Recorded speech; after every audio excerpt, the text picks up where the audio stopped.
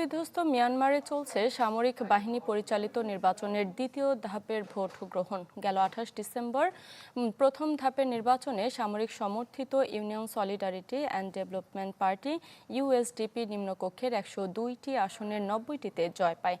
অং সান সুচির দল এনএলডি সহ ডজন খানেক বিরোধী দল এতে অংশ নেয়নি।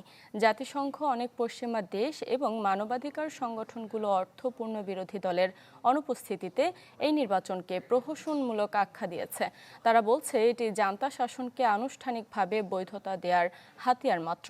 সব মিলিয়ে মিয়ানমারের মোট ৩৩০টি টাউনশিপের মধ্যে ২৬৫টিতে ভোট গ্রহণ হচ্ছে, যার মধ্যে এমন এলাকাও রয়েছে যেখানে জান্তার পূর্ণ নিয়ন্ত্রণ নেই।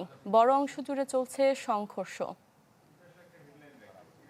Furniture just smarter, JMG furniture.